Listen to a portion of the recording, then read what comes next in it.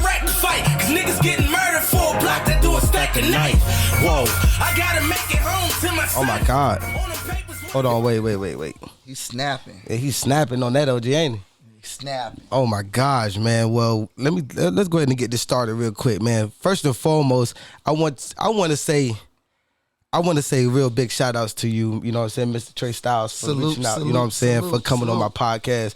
And that way I can talk about you, you know, dig down to where you come from. Let's go. Your movie, Let's Eat. Let's get into it. You know, let's go ahead and get into it, man. You guys are now tuned in to What's the Word ATL podcast. You guys know, so I'm your boy, Only One Latrell, the founder and host, CEO, streaming on 92.6 The Mix. And today I got a very special guest in the building, Mr. Tre Stylez himself. How you doing today, brother? Shit, grinding and shit. Yeah. I'm out here. It's a pleasure. I'm out here in the ATL. I'm rocking with y'all. Yes, sir. I mean, beautiful staff. Y'all very organized. Appreciate it. Definitely appreciate all the love. First of all, big shout outs to my queen, Locked Up Rapunzel. I mean, she made sure she reached out and set up the whole thing. So, I mean, give her props for reaching out. I'll be running around with my head cut off without her. Yeah, man, you got to get that hard. structure. Yeah, so you got to have a good team in order to make things grow. Facts, yeah. Like I got a great team behind me, you know. This never be possible. I see them. They working. My producer in the back, you know. They working. My brother, my cameraman out here Big taking pictures for us, you know.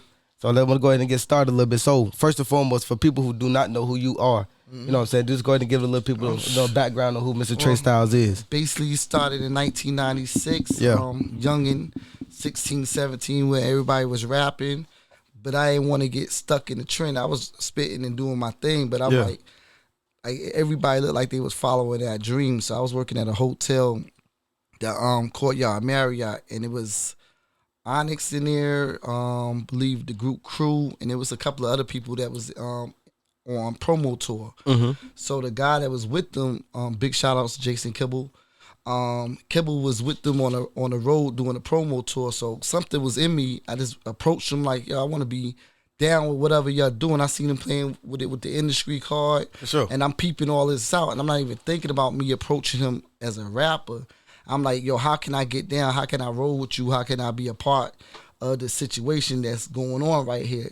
Next thing you know, he pulled me on his wing. He like, yo, you about to be wherever I be at or whatever. So he pulled me like I'm his little homie. Right. So like every concert, when Meth and Red's there and Foxy's there, when anybody from the label from Def Jam was coming into the Virginia market, I was the one running around doing all the poster board and all the sniping, all the marketing. This pre-internet, this pre-social media. So I had to really get my hands dirty and really build a brand. How old were you when you first got into the industry, the Def Jam industry? 16 years old. I'm in high 16. school. I got the Reasonable Doubt album in my book bag. Damn, going to give it to the program directors at 103 Jams. Okay. They wait for me to leave school to come bring them records because they're sending. At this point, I'm in the loop, so they're sending stuff, or I might go get it for my guy. You know what I mean? He might give me the CDs or the vinyl to give to the DJs. Right. So he won't have to run around and do it. He be like, yo, when you get out, woo, woo, woo. Nah, I mean, I'm whipping. I had a car like down there, so I'm outside. So I'm moving around. Leave school, go drop off the vinyl, the records. Know what I mean? Ask them to push it, get some spins, and that's how I was living as a teenager. Damn, man. So you was hustling since you was the youngest, since 16. I was exposed to the industry, the good and the bad. And you strictly out of VA, right? Yeah. Born in Virginia, moved to New Jersey, Hackensack, Teaneck, and then moved back to Virginia, and then that's where everything. Yeah, I'm a Virginia native myself, man. That's why I was kind of. That's when everything got crazy. Yeah, facts. Yeah. I had to get up on out of there. Yeah. You already know how that goes. Yeah, VA get crazy or whatever. I mean, if you don't have something structured. And the thing is, and I talk to all my VA people every day. Yeah. Stop worrying about who's pulling you out. And this go for any city. But what I like about Atlanta is y'all are really pushing each other. Like y'all about that shit. Like y'all want each other to win. Yeah. But for sure. Like other markets, and Virginia's not the only one because I travel all over. It got to be unity in the community.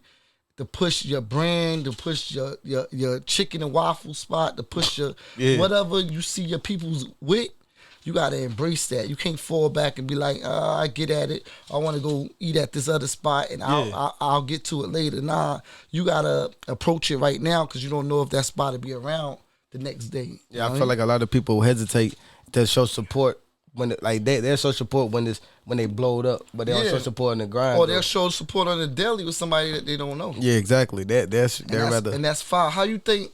Because I'm so used to interviewing, so I gotta ask you a question. Yeah, for sure. How you think Atlanta got so unified?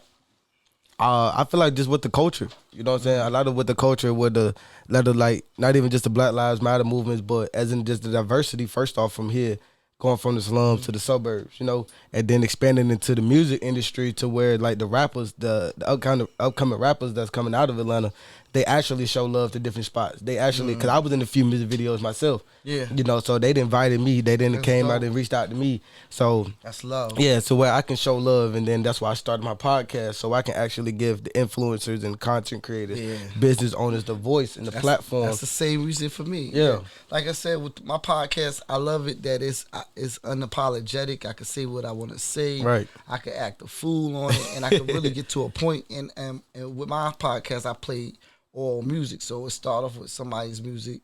We talk for a minute, then I play somebody else's music. That's the whole format. So now I'm breaking records, not just talking to the artists, but I'm actually physically breaking these upcoming artists. So yeah, and you're embracing the culture, man. That's good. What type of vibe I'm on now. I mean, so are you definitely rocking with this new generation of music? Definitely to where like you old school. I love it all. I love it all. The thing is, I know that it feels like a generational gap between older artists and newer artists. So I wish I would see more combinations with the older artists and the newer artists. That's all I wish I could get. Like with who? Can you give an example? Shit, I want to see Wu-Tang jump on. Who's hot? I would love to see some crazy shit like Wu-Tang jumping on the record with what's my guys from out of here? Earth Gang. Okay. I mean, big shout outs to Earth Gang. Outkast and Earth Gang on the record together. That'd be crazy. Shit, like all those combinations, like you could take somebody that got the same style, almost similar, to somebody that's new and merge them together. Like who's the new Busta Rhymes? Like put the new Busta Rhymes, like whoever's kind of imitating the new Busta Rhymes with the old Busta Rhymes, right? And see how that record sound together. Be able to collab with it. So why do you feel like a lot of the artists don't collab with the people in the industry now?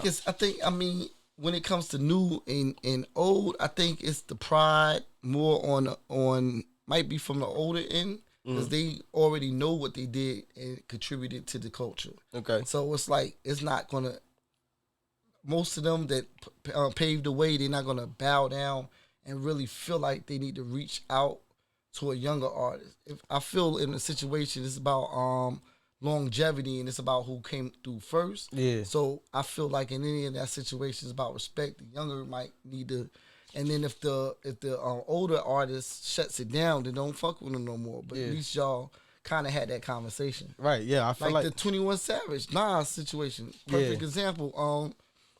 21 said something, but he came back and next thing you know, Nas and 21's on the record together. Yeah, a lot Nas of could have been bitter. Nas I about to say a lot of he took the mature road. I feel like a lot of people kind of misconstrued what he said and like kind of misled like his word to context. They kind of took it out of context because he never said Nas was irrelevant. Okay, he never said that. He was just saying it's more or less like doing the culture now. You don't hear him as much as you did back then. But when he do come out and he drop, everybody like, oh, that's Nas. Let me go take a listen to that record. King Disease and the Magic. I think it's the Magic album. Yeah. Yo, berserk. Like if you want to truly know what hip hop is, you gotta rock with it. Know what I mean? That's Kevo right here. That's Kevo. See, I be having to do all this shit. I'm the actor, the promoter, you everything, the administrator, point of contact, the traveler. I do it all. You do everything. That's what's up, man.